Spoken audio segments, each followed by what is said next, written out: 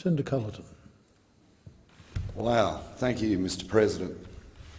I might just want to put a few housekeeping rules to just put the Senate on notice that this has all come at a great surprise.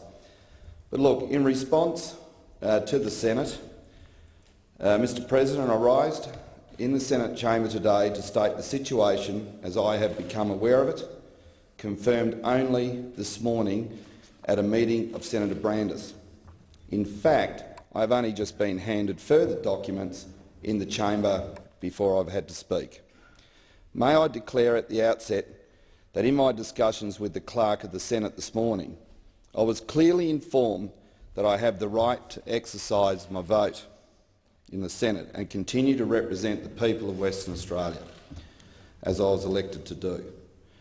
I intend to dutifully and responsibly fulfil my commitment to each and every one of them, while in this place for each day I am privileged to remain here and to see through my promises and honour my oath of allegiance to this nation. This very nature of this situation confirms to me what Australians have seen in the parliamentary representation for far too long. Parliamentary representatives who actually stand up and represent their constituents will always be under attack, from within and without. That is all too often the nature of the political climate in this country. The preference in the party arena is for the conformity to just warm those seats for the respective parties with no tolerance for true representation of constituents' interests. This is not a democracy, and that is not in the interests of the true representation in this place for all Australians. Certain parties believe they have the vested interest in the Senate seat. Their actions and reactions today reflect that vested interest in securing this Western Australian Senate seat, through which I was elected to serve my constituents in Western Australia for the next 3 years. Whether or not a concise vote is allowed in this chamber on this issue, it is clear from the reaction of many senators towards me today that their consciences are already strongly affecting their votes and their demeanour. In due course, what has been going on behind closed doors will thoroughly be exposed, both the skullduggery and the acts of integrity and character, that mateship that separates the Australian national ethos in the league of its own, refusing to allow such acts of bastardry without challenge or an indication of support and solidarity. The media claims by those aligned with particular political parties that they would fund the spurious and frivolous challenge to the High Court, knowing the lack of substance involved, deserves contempt not to be stamped with the authority of this chamber. Coincidentally, a question from myself to the Senate that was subsequently referred to the Rules Committee of the High Court in October and questioned the legitimacy of the High Court itself has not been followed by this frivolous action. It has now been followed by this frivolous action, setting a serious precedent for every candidate who seeks to represent this state and nation. Every candidate who stands for election in any parliament of Australia has a worrying precedent set here today.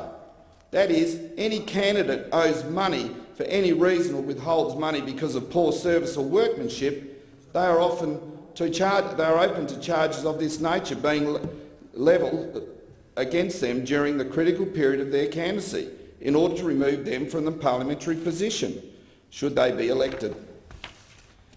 Senator Brandis claims this is a government matter to be resolved. He has, however, failed to offer any commitment regarding the government's responsibility to fund my defence and representation for same. My colleagues in this chamber here today have the opportunity to right the wrongs, recognise the natural justice has not been served in the Court of Disputed Returns over these spurious charges, which were annulled. There were no conviction recorded on the matter, thereby acknowledging that they never existed. In any act of double jeopardy, any further charges laid against resulted in no conviction for larceny, but my agreement to accept the damages, the costs claimed by the truck driver for a single key. In his summarising, Magistrate Holmes at Armidale declared the matter as frivolous and declared me a man of good character, again refusing to record any conviction in the matter. I stand in this chamber today and ask my fellow senators that they recognise the breaches of my privileges that have been clearly evidenced here, and that this matter be referred to the Privileges Committee. In both matters under discussion, the claims are both spurious and inaccurate. I do not claim ever to be a perfect man.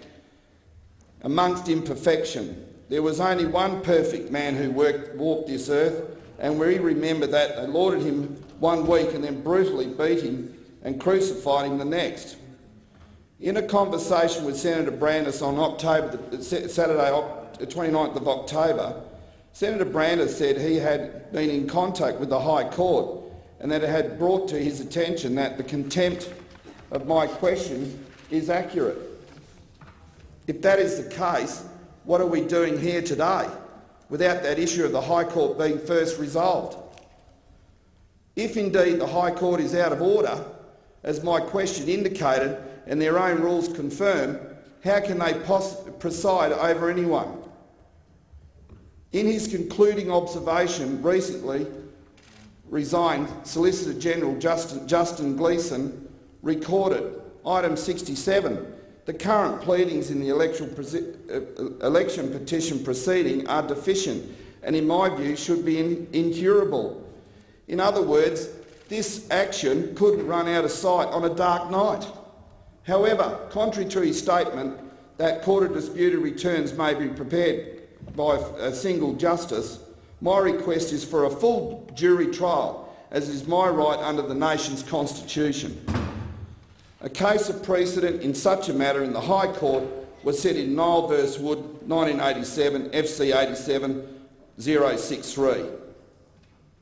I will table the document with the leave of the Senate, along with my letter to the President, the timeline of my events and the letter from Honourable George Brandis, with the attachment from then Solicitor General, obviously with the consent of leave.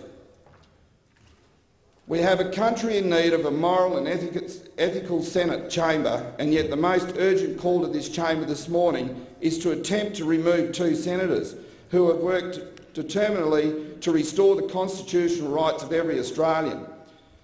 A shameful indictment while 21 fathers suicide each week and numerous lives are lost to suicide across the country due to the unconscionable acts of foreign-owned bankers and their agents. When I and other members of this Senate and those of the House of Representatives came here, we swore an allegiance to the Queen. That means we stand for what she stands for and what every digger who has ever served her stands for.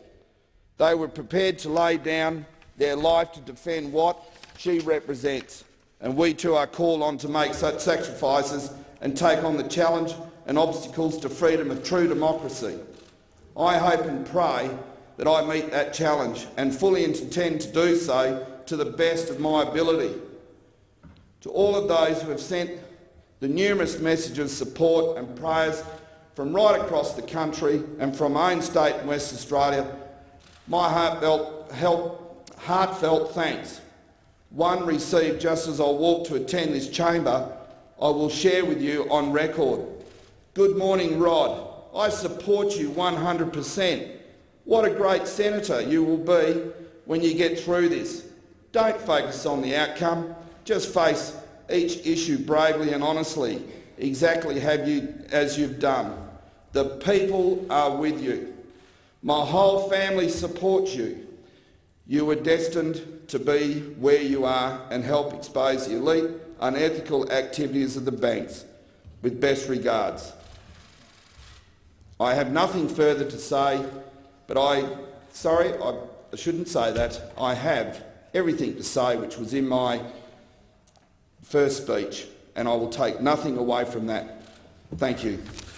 Senator Culleton, you sought leave during your speech to table some documents. You're seeking leave. Is leave granted? Leave is granted, Senator.